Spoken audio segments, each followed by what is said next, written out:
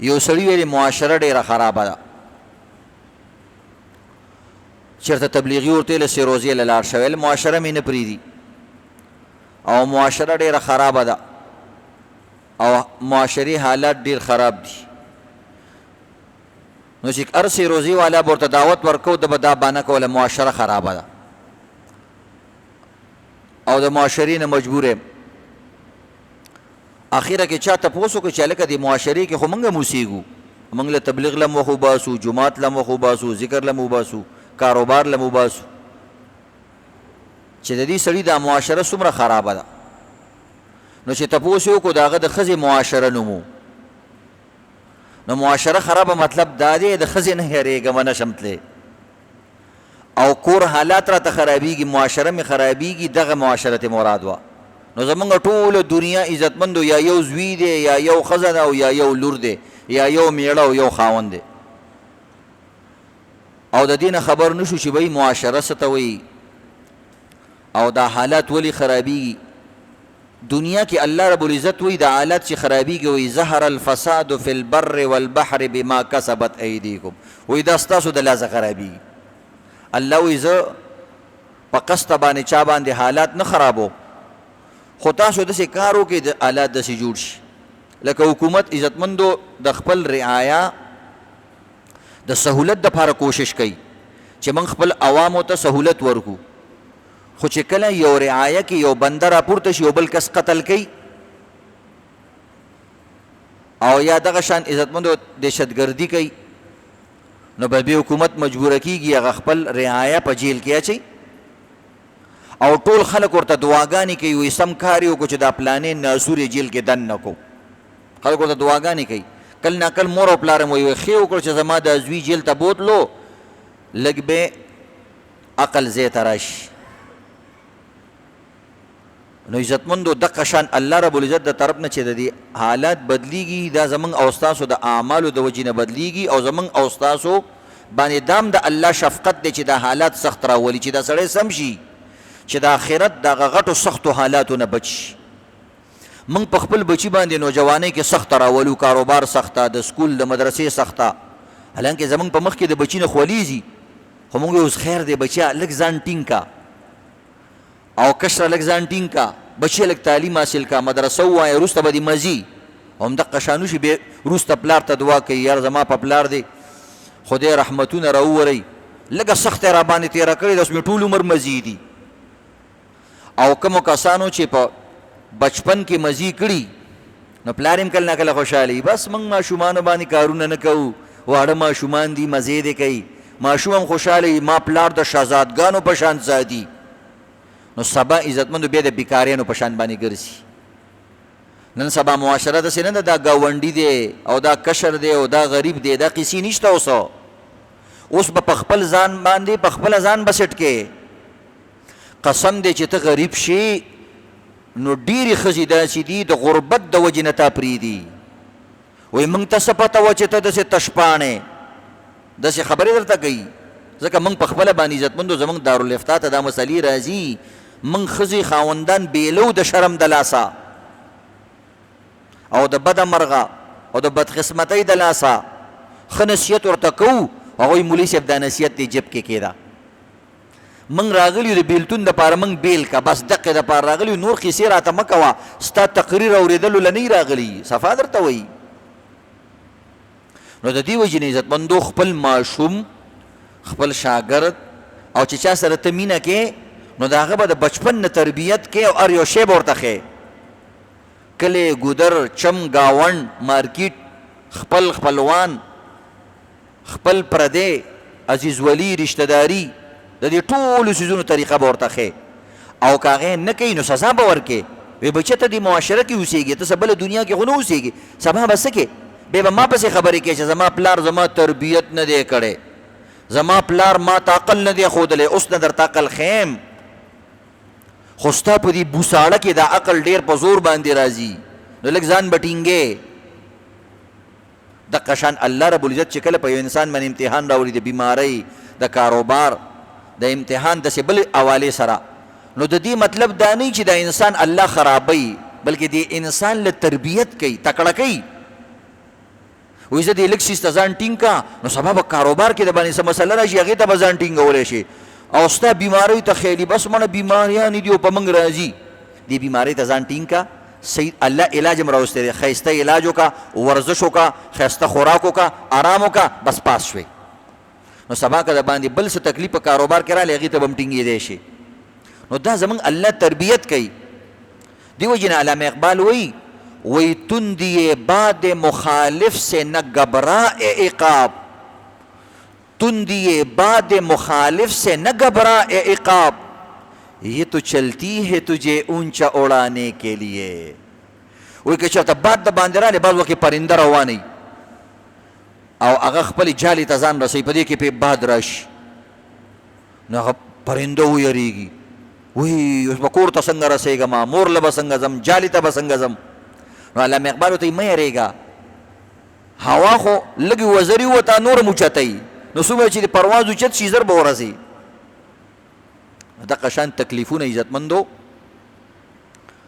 په انسان باندې که دې روح ته سره ګورې چې دې سره زما ترقي راځي نو ښه شی دی او که دې روح سره ګورې چې بس هم منګ یو دا تکلیفونه دي او تا تکلیفونه دي نو بس بیا دله تکلیف سبق نه درکوي درس دله نه درکوي زده کړه دله نه درکوي بس تکلیف به ټول عمر تا ته تکلیف کاري نو تکلیف د عزتمندو دا تړلی شی د هر سړي د کتلو نظر جدایي که نه یو سړی یو څیز ته ګوري نو هغه ورته په یو نظر ګوري او بل سړی چې هغه څیز ته ګوري ورته په بل نظر ګوري مثلا یو ونه ده نو یو کارپینټر دی عزتمندو ترکان دی نو چې ونې ته وګوري یار ډېر زبردست لرګی دی او یار د دې نه ډېرې دروازې جوړېږي او ورته په دې نظر ګوري او یو غل چې تېرېږي هغه یاره ډېر لرګی دی پکې دا دی چپک و که نه نو په کباړ کې هم دله دومره پیسې کوي د هر سړي نظر جدا دی یو ځل یو ډاکټر هغه چرسیانو ته بیان کو د نشي والا خلکو ته د عبرت یو درس ورکو او دا ورته ویل چې ګوره دا نسوار او دا سرګټ چې کوم دی دا ډېر زیات قبیح شی دی او ډېر نقصاني شی دی نو چرسیانو ورته ویل یو مثال بیان کا یو پویم که څه مثال خو بیان کا څنګه قبیح دی نو هغه داسې چلو کو چې یو شیشې راواغستله لکه څنګه چې دی لیباټرۍ والا سره شیشي په هغې کې مثلا د نسوارو یو کې د نسوارو یو چونډۍ واچوله او په بل کې چې کوم دی د سرګټو لږ لوګی بند کو یا یو سرګټ یې پکې کېغوستو بل چې د لوګي نه ډک شو او دغه شیشه د نسوارو د خمار نه ډکه شوه نو بیا یو چینجی راواغستو هغه چینجی یو د نسوارو په دې شیشه کې واچو بل یې د دې سرګټ د دې لوګي والا په دې شیشه کې واچو نو ظاهره خبره ده نسوار او سرګټ ډېر قبیح او مردار شی دی او نشه ده نو هغه چینجی چې کم دی هغه نشه شو نو دی ډاکټر په دې مثال سره د چرسیانو آیس والا پوډریانو ته دا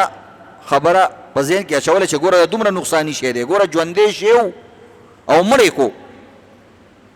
نو هغه چرسیانو ته وایي چې تاسو دې شیشې ته چې وکتل نو په څه نتیجه ورسېدئ تاسو د دې نه څه رزلټ راوویستو خبرې ورته ونه کړلې نو هغه یو نشهیي ورته وایي ګوره ډاکټر صاحب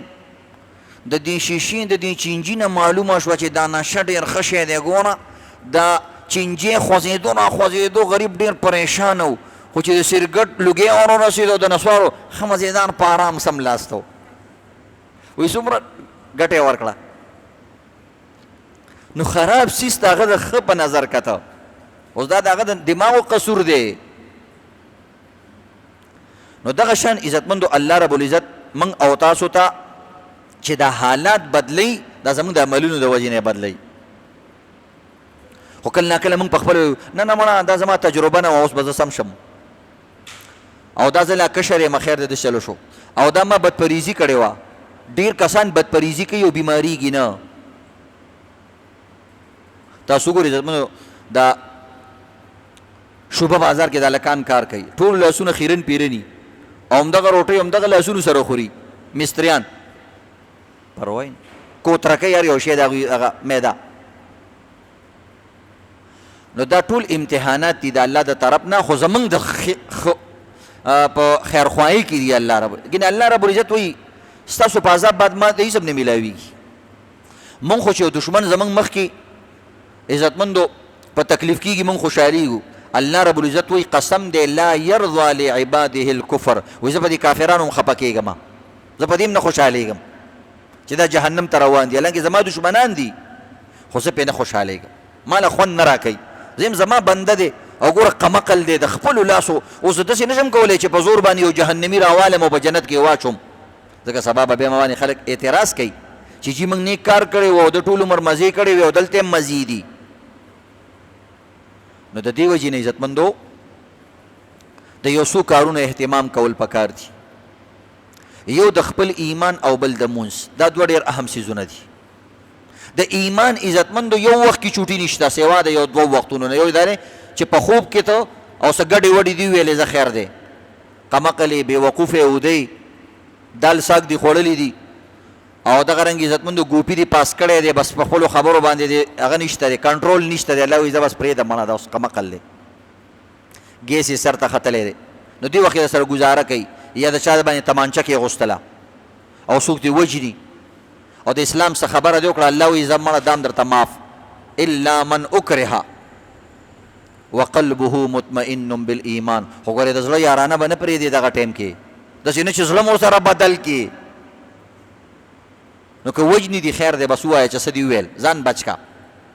خو زړه کې به ګورې زما ایمان کلمه ثابته ساتي، یارانه به نه پرېږدي او زه د سره په دې کې ګزاره کوم. دغه شان عزتمندو مونځ دی، بل مونځ ډېر لوی عمل دی. زمونږ عالمان وی کلمه توحید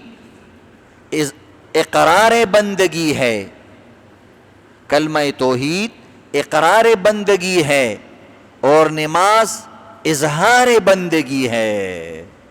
یو اقرار بندگی دے یو اظہار بندگی دے، یعنی یو په خولې ته اقرار کې چې یا الله زستا بندې ما زستا غلامم، ته زما آقا ته زما مالکی، دا به زه منم، زه به په خولې اقرار کوم. نو الله په خوله خو دې وویل نور به م څه کې که نه، یا الله سر به م تا ته ښکته کومه، اظهار به م کومه، اقرار به م کومه. یو سړی یو سړي ته وایي تابعدار یم، نو دې ته وایي اقرار. خو یو سړي باندې سخت راله او ته ورسره روان شوې، دې ته وایي اظهار. نو یو سړی کلمه وایي خو مونځ پکې نشم کولی او مړه الله ته د مونځ څه ضرورت دی. عجیبه کافرانو به ویلی وایي که الله غوښتې نو مونږ به مسلمانان وی، هغه د خپل کفر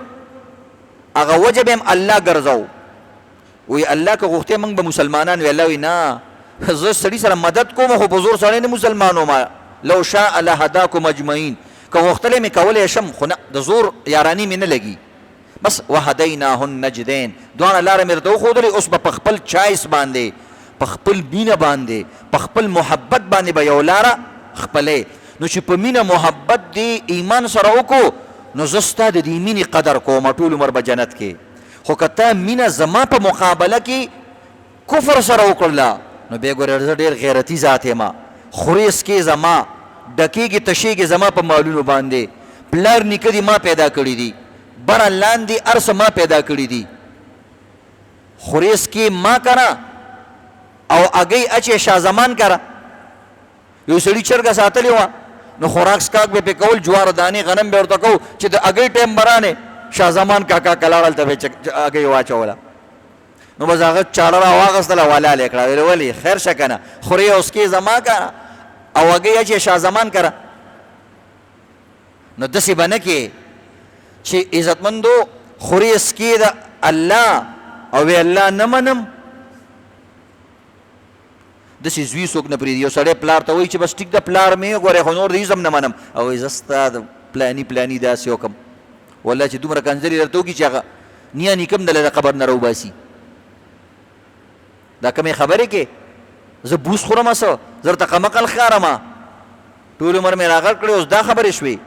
الله بیا هم موږ سره ګزاره کوي، کافران د دنیا نه وباسي، خوراک سکاک پې نه بندوي، نافرمانو باندې هم غذا نه بندوي، کله نا کله عرضي دیکه میکه ولا ورکوي چې لږ سړی نشه کې دی چې سم شي. د دې وجې نه عزتمندو عالمانو لیکلي دي چې نشه صرف د چرس او د پوډرو نه ده، نشې ډېر قسمونه دي او د هر چا نشه جدا جدا ده. د چا دپاره نشه تجارت نشه ده، د چا دپاره تجارت، د چا دپاره عزتمندو جاب ملازمت نشه ده.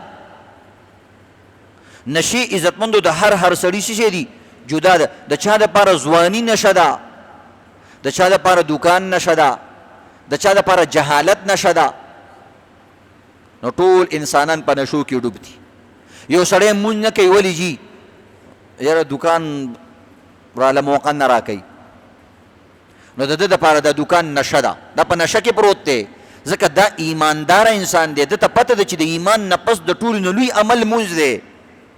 او چې دا مونځ نه کوي نو پته لګېږي د ده د دماغو کې څه فرق راغلی دی. فرق پکې چا راوستی دی؟ نو چې دوکان کې لګی دی پته ولګېده دا دوکان د ده دپاره فتنه هم شوه، دا د دپاره نشه هم شوه، دا د دپاره شیطان هم شو. دا یاد لرئ ګورئ، دا دوکان هم تا دپاره شیطان جوړېږي. د چا دپاره اولاد نشه ده،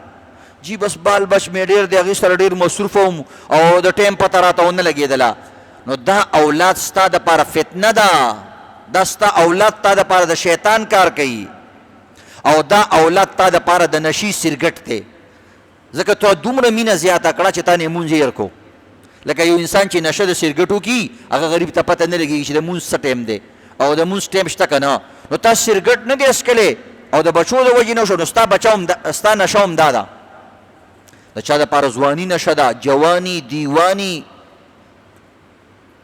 وایي ځواني داسې نشه ده، داسې نه چې همیشه ده. دا نشه او دا خمار به د یو ورځ لرې شي او بوډاوالی به د باندې راشي. بیا به ارمان کې کاش چې ما مونځونه کړی وی، کاش چې هغه روژې مې نیولی وی. اوس قضا کول غواړم، په بدن کې مې طاقت نشته چې قضا وکم. او 10 منټ ټینګېږي مونځ ته، قضا کول به غواړي، قضا به نشي کولی، ژوندی به. د روژې قضا به کې، خو توان به دې نه په بدن کې، او بدن کې به دې طاقت نه، اراده به دي، د الله د رضا جذبه به هم دي، خو بیا به نیولی نشي. زکات ورکول به غواړي بیا، خو مخکې په نشه کې وي چې نشه دې ختمه شوه. نو عزتمندو کېدی شي دنیا کې د بعضې کسانو نشه ختمه شي، د بوډاوالي کې تبلیغ ته لاړ شي، عالم سره کینی، بیان سره نشه ختمه شي. خو عزتمندو بیا زکات ورکول غواړي، خو د زکات ورکولو دپاره ورسره پیسې نه وي. مثلا تا سره 1 کروڑ روپۍ دي، نو 2.5 لکه روپۍ تا باندې زکات پاتې دی. 10 کاله پورې تا سره 1 کروڑ روپۍ وي، نو سوچ کوه 10 کاله چې سره 1 کروڑ روپۍ وي او 2.5 لکه ضرب ورکړي، نو څو روپۍ شوې؟ 25 लाख روپۍ زکات به تو څنګه ورکې؟ اوس ټولې تا سره په جیب کې 1000 روپۍ پرتې دي، نو 25 لکه روپو زکات ورکې څنګه؟ که ته وې الله معافې کا، فرض الله نه معاف کوي. الله زما بنده په څومره انسانانو باندې ته ما مالداره پیدا کړی وې، په دنیا کې غربت څومره زیات دی.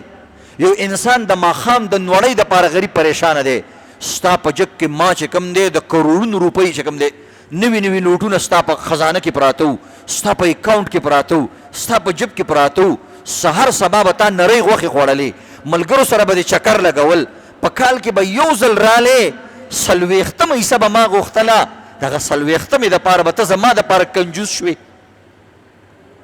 د ملګرو د نشو تماشو دپاره به تا سره پیسې وي، د ډمو ګټولو دپاره به تا سره پیسې وي. زما په مخالفت کې ما هغه وخت کې ستا ژبه راښکلی شوه، خو ما را نښکله، ما ویلې زه خیر دی دا به سم شي. خو ته په داسې موړ کې ما سره میلاو شوې چې ته اوس خشیش سړی، ستا ښځه تا سره مینه نه کوي، زه ستا جب کې پیسې نشته، ستا بچي هم تا نه بیل شو. وایي زمونږ پلار مړه بس صرف خوري او سټي، او اوس پکې په بدن کې دم خم نشته، بچو هم ته پرېغوستې. اوس ته وې چې کاش ما سره پیسې وې، ما به زکات ورکړی وې. نو د الله هم ګیله کېږي. نو عزتمنو چې د چا نشه نه، که د چا نشه په دنیا کې ختمه شوه، دا د الله شکر ادا کړي. په ځوانۍ کې ورته پته ولګېده چې مونځونه مې نه دي کړي، مونځونه کوم. په ځوانۍ کې ورته پته ولګېدله یا مالداره دی، ورته پته ولګېده زکات مې نه ورکړی، زکات یې ورکو. په ځوانۍ کې پیسې ورسره شته دی، پته ورته ولګېده چې حج را باندې فرض و زر یې حج وکړو. په ځوانۍ کې ورسره پیسې شته دی، د چا حق یې والي زر زر یې هغوی له خپل حق یا یې معاف کو یا وله ورکو، څه طریقې وکړله، د ده نشه په دنیا کې لرې شوه. دا دې د الله شکر وباسي، خدایه پاکه تا زما نشه ختمه کړله، زه صحتمند شومه. که د چا نشه عزتمندو تبلیغ هم ختمه نه کړله، علم هم ختمه نه کړله، بیمارو هم ختمه نه کړله، جټکې دله درکړې، خو بیا هم تا نه نشه نه ځي، نو عزتمندو بیا به د ده نشه مرګ ختموي. مرګ داسې عزتمندو یو جټکه ده چې دا د لوی نه لوی نشه د انسان ختموي، دا د ډېرو پهلوانانو سترګې کولاوي، دا د ډېرو غټو غټو فلاسفرانو د متکبرینو سترګې اقه ټیم کولاو کی. خو بیا یو خبره دی چې دته د توبې کولو موقع نه میلاویږي،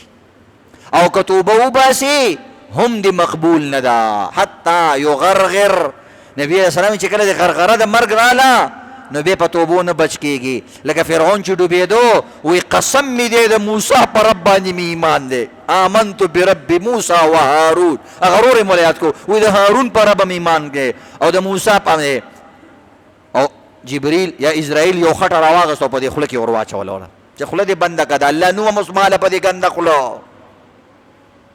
چې د الله دوباد ووتې اوس وې داسې ده. نو انشاءالله کوشش به کوو کنه عزتمندو چې خپله نشه په دنیا کې ختمه کړو.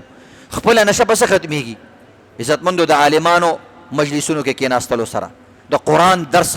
سره، د قرآن تلاوت سره ستا د زړه زنګ صفا کېږي، استغفار سره ستا د زړه د زنګ چې کومه نشه ده هغه په ورو خختمېږي. عزتمندو مونځ سره ختمېږي، هوښیارانو خلکو سره د هوښیارانو خلکو خبرې اورېدلو سره ختمېږي. نو عزتمندو دغه خپل مجلس چې کوم دی بدل کو. نو حدیث کې راځي چې عزتمندو چې کوم انسان مونځ نه کوي وی لیس بین العبد والکفر الا ترک الصلاة، وی د سړي او د کافر په منځ کې فرق نشته دی، بس همدغه یو فرق دی چې مونځ به نه کوي. به چې مونځ نه کوي به دا داسې دی ظاهري کافر دی، کیدای شي دننه ایمان شته خو ظاهرا دا کافر شو. ظاهرا څه مطلب؟ کافر مونځ نه کوي او ته مونځ نه کوي نو ظاهر ستا او د هغه یو شان شو، خو دننه که ایمان وي هغه ځان له خبره ده. خو بعض علما وایي چې عزتمندو چې سړي قصدن مونځ ترکو بس دا کافر شوی. خو زمونږ امام صاحب ګزاره کوي نه زړه کې ایمان پروت دی خو ظاهرا یې د کافر په شان شو. تا ته یو سړی وایي چې مړه ستا دا مخ د سپي په شان دی، څومره د باندې بده لګي، او یا چې دوی مړه کارټون شان دی څومره په انسان بده لګي، او د سر ته دی وګوره مړه پلانې شان شي څومره سړی بد لګي. هغه یار مړه حقیقت کې خو مې ورته داسې نه دي ویلي ته خو ډېر شهزاده یې او ته خو ډېر ښه سړی. نو نه دا د سپي ټکی دی ډېر خطرناک ویلو. په دنیا کې عزتمندو د زناورو نه مخکته کفر دی، او الله رب العزت وی کله چې ته مونځ نه کې وایي ستا دا مخ ما باندې د کافر په شان لګي. دا څومره عزتمندو خطرناکه خبره ده. که الله داسې ویلی چې ستا دا مخ ما باندې د سپي په شان لګي بیا هم دومره خطرناکه خبره نه وه، ځکه سپی هم د الله یو مخلوق دی او دوزخ ته به نه ځي. خو چې الله دا وویلې چې ستا دا مخ را باندې په دې وخت کې د کافر په شان لګي، د دې نه زیاته د غصې خبره عزتمندو یو هم نشته. بس دا آسان مثال دی. نو د دې وجې نه عزتمندو د دې خیال ساتل پکار دي. د مونځ به ټول انشاءالله خیال ساتو که نه. عزتمندو قضا شو قضا یې وکړه، بې ټیمه شو بې ټیمه یې وکړه، خو دا پکې نشته دی بس مړه تیرې چپې تیرې راتلونکې چپې شماره، دا قصه دې کې نشته. ویل پیله به چې کوم دی تیرې چپې سمومه نو ځکه به راته الله مخکې چپې اساني کړي. چې تیرو چپو کې تا لامبو نه دی زده کړې نو چې په مخکې چپه کې ګیر شي نو ځان به زنګ بچ کې. د دې دپاره به تیرو چپو کې ته چل زده کې د لامبو. نو د دې وجې نه تیرې چپې تیرې نه دي. فرضونو کې دا قصه نشته، نورو قصو کې شته، نورو خبرو کې ډېرو خبرو کې دا هغه وخت کې خبره ده چې تا سره څوک ظلم وکړي او تا له معافي له راشي نو ته ورته تیرې چپې تیرې راتلونکې چپې شماره. دا به دې وخت کې وې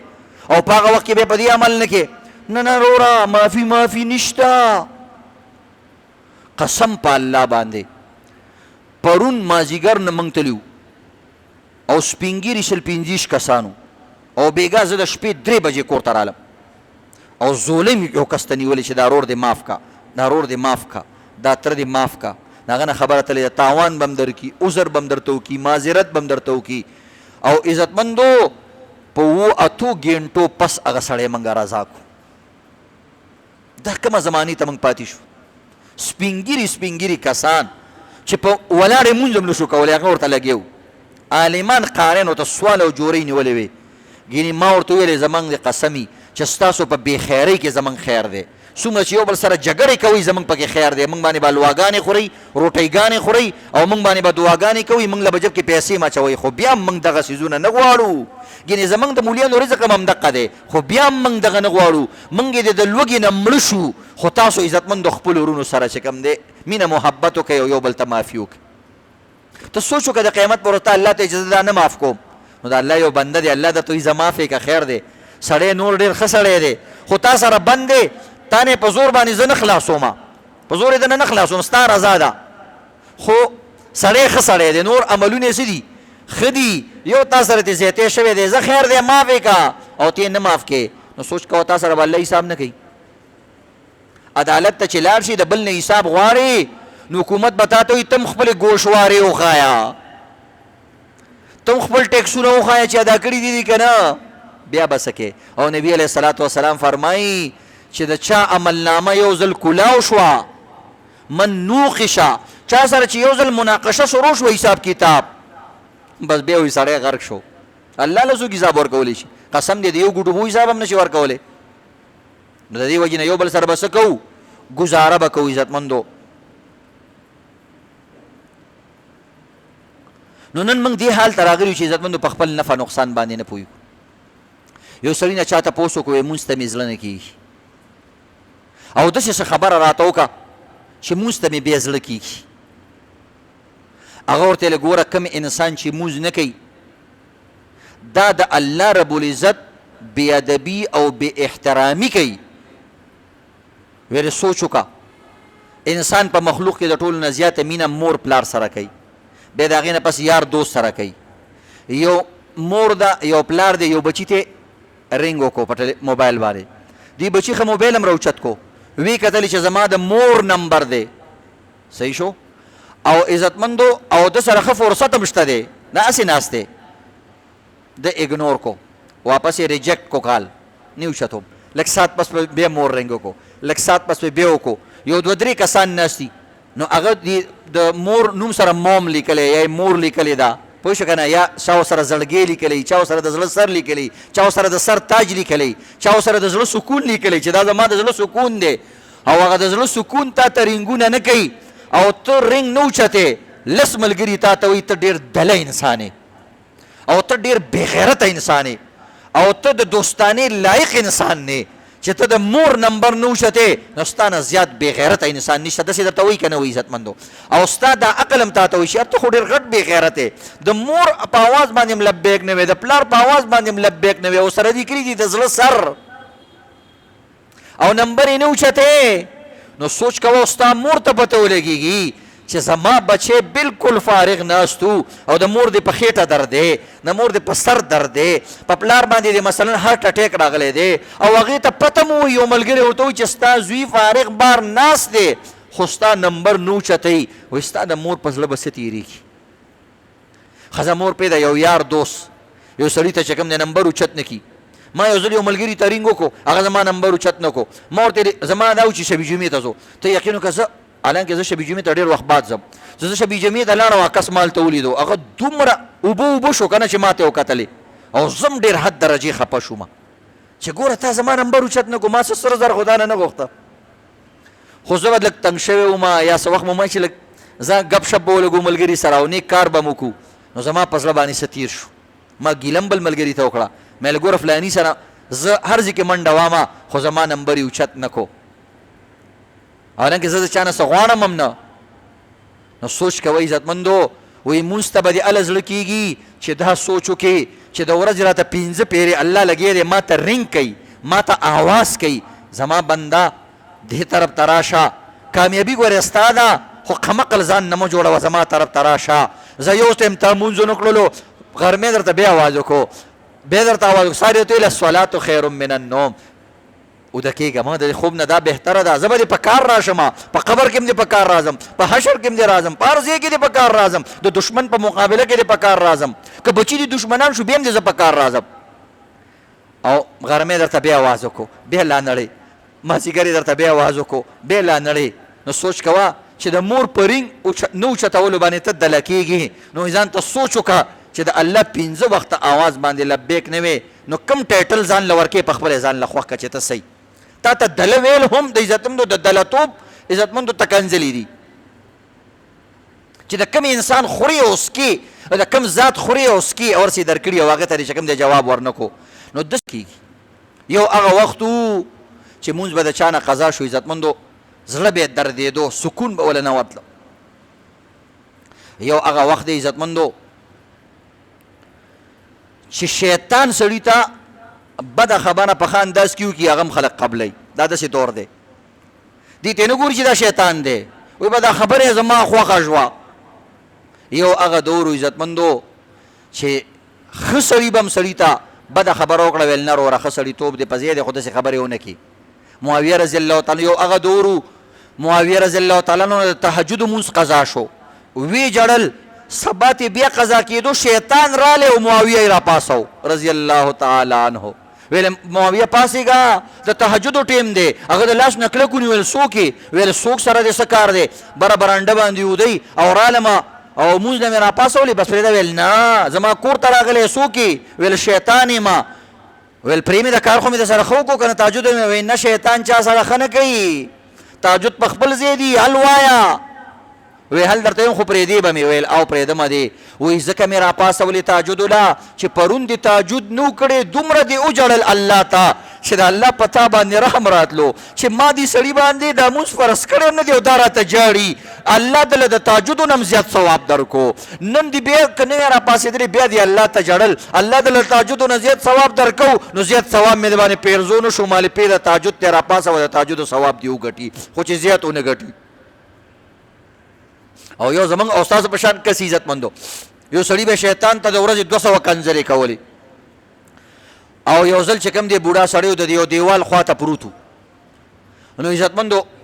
هغه شیطان ولا داسې بله جامه کې رالی ویل بابا پاسېږه دا ونه یا دا دیوال را پرېوځي ویل بچه ټوقې را سره مه کوه بوډا سړی ما پرېږده دې پیتاوي ته ناست یم ویل نه پاسېږه را پرېوځي نو چې هغه پاسېدو هغه دیوال را پرېوتو چې دیوال را پرېوتو بابا ورته ته څوک یې ته خو ډېر ښه سړی وایي زه هغه سړی یم چې ته راته د ورځې 200 کنځلې کې ویل څوک یې شیطان یې هغه ورته ویل و شیطان یم ویل ښه شیطان یې بیا یې مله غاړه وکړه وایي زه خدای دې سره ښه وکړي موږ سره دې ښه وکړه د مرګ نه دې بچ کړو د شیطان یم شکریا ادا کړه شیطان ورته ویل زه چا سره ښه نه کوم ویل دا ما سره دې ښه ونه کړه د مرګ نه دې بچ کړم بوډا سړی یم 2-3 ورځې به پکې نور روټۍ ګانې وخورم د نوسیمې واده دی او دا بل نوسیمې سنت دی به پکې وګورم هغه ورته ویلې بابا که د دې دیوال لاندې مړ شوی وي نو شهید مړ کېدی دیوال چې چا باندې راپرې والمهدوم شهید نبی اسلام وایي چا باندې چې کور راپرېوتو دیوال پې راپرېوتو او مړ شو شهید دی د شهادت د مرګ نه مې بچ کړې اوس مخکې خیر مناوه چې په کومه کوڅه کې او په کوم ډیران کې به دې راکاږمه زمونږ خلک بیا وایي زمانه بیا هم دې د سره خو دې ښه وکړي موږ خو دې د مرګ نه بچ کړو یو دا حالات عزتمندو دی وجې نه سوچ پکار دی عزتمندو یو د ښځو متعلق درته خبره کو ښځې عزتمندو جینکۍ د هلکانو په دې غوړو ژړو خبرو باندې ډېر دوکه کېږي د دوکاندارانو ته کله ناګره وایي ماشاءالله سمه د چین ښاپیرۍ حالانکې هغه د چین ښاپیره کوي یو عجیبه شان شی په خبره باندې پوه شوې خو د دې په خبرو باندې دوکه کېږي عزتمندو دوکاندارانو په خبرو باندې د دې هلکانو په رنګ نمبرو باندې ستا آواز ډېر خوږ دی او دغه رنګې زما روح تازه کوي او دا په دې خبرو باندې مت وکړئ ستا زلفان زما ډېر خوښ دي دا کلاوي کلاوي زلفې قسم دی نن پښتني جینکۍ عزتمندو ټولو هلکانو په دې یو خبره باندې په دې صفتونو باندې خرابې تورابې کړي او یا په دې باندې دا مې خور ده دا زما کزن دی دا زما کولیګ دی دا زما مشر دی او هغه مشر په زړه کې چې کوم شیطان یي هغه د هغه نه مشر یي هغه ته نور چړونه ښیي او کشران خو هسې حد ته رسېدلي دي بڑے میاں چھوٹے میاں سبحان الله غټ خو غټ دي ځکه هغوی خو زمانه کتلې ده ځکه وران دي نو دی یو لیش هلک د خو لاسه کتلي هم نه دي که نه دا کمې درجې ته رسېدلی دی د ده حد معلوم نه دی غټو غټو ښځو سره کم قسم خبرې کوي دا نو په دې خبرو جینکۍ دې نه دوکه کېږي عزتمندو هم دقه هلکي ستا د زلفانو صفت کوي خو د خپل زړه د تسکین دپاره چې دا زلفې په ما باندې راواچوي او دا ما سره چې کوم دی ډایټ باندې لاړه شي چکر باندې لاړه شي ما سره د شپې د پلار نه پټې خبرې وکړي خو که دې هلک ته ووې چې دې جینۍ سره واده وکړه دا وایي دا خو کنجره ده دا خو ټیک ټاکره ده د دې خو 100 یاران دي زه پاگل یم دماغ مې کار کوي چې د سره زه نکاح وکړم او یو طرف ته وایي ستا په زلفو کې چې ما ته کوم سکون راځي یاره د دنیا جینکو سره ما خبرې کړې دي خو داسې سکون چېرته ما ته نه دی راغلی او بل طرف ته څه وایي دا کنجره ده دا ډمه ده که ته ورته یې خو ښه کور ښځه ده دا خو تا خرابه کړه وایي چې هر څه وي وایي په دې کې هم چینجې وو دا خبرې کوي صفا خبرې دي وروره عزتمندو چې ورته واده وکړه وایي نه زه به هغه جنۍ سره نکاح نه کومه چې د چا زلفې خوري وري وي زه به هغه سره نکاح کومه چې د چا په سر باندې لوپټه وي د یارانې دپاره خوري ورو زلفو والا سره عزتمندو یارانې کوي خو د نکاح دپاره برقي والا سره به نکاح کوي او د لوپټې والا سره نکاح کوي ځکه دې ته پته ده چې دا حیاداره ده زما بچي به هم حیاداري دا د الکانو سکون دا د الکانو مزاج دی او دا جینکۍ پې دوکه شي د دې وجې نه دغه رنګې الکانو لم اوس خو عزتمندو قصه الټه شوې ده اوس خو د الکان نینې سینې دي مخکې به جینکۍ الکانو دوکه کولې اوس جینکۍ عزتمندو دومره تکړه شوي دي او دومره یارانې دوستانې کړي دي چې اوس دا کچه خوله الکان نه چې د مور خبره پې بد لګي او خور ته په یو خبره کنځلې کوي وړې خور ته داسې کنځلې کوي د هلکان بعض وخت کې موږ خو اورو که نه په دې کوڅو کې تاسو اورئ وړې خور ته داسې کنځلې کوي چې شیطان هم د هغې نه وشرمېږي چې دې رزیله انسان ته وګوره خپلې خور ته یې داسې کنځله وکړله نو نن جینکۍ راځي هلکان دوکه کوي او داسې جینکۍ شته چې هلکانو له پیسې ورکوي داسې کیسونه اوس راځي وي پلاني کې څلور جینکیانو یو هلکانو کډنیپ کو اوچت یې کو او واپس یې راتلو خپې ځان پسې راښکلې لکه نشهیي دې وجې نه غلطې لار عزتمندو غلط نتیجې موږ ټول کمزور یو داسې نه چې دا تاسو ته اورو موږ ټول د ایمان نه کمزور یو موږ ټول د غوږونو نه کمزور یو موږ ټول د زړه نه ډېر مجبوره یو خو عزتمندو یو بل ته به چې کوم دی تذکیر ورکو یو بل ته به چې کوم دی عزتمندو خبره را یادو چې په دې کې زما او ستا نقصان دی زما او ستا د بچو نقصان دی انشاءالله د ټولو خبرو به خیال ساتو که انشاءالله الله دې عمل کول توفیق راکړي اذان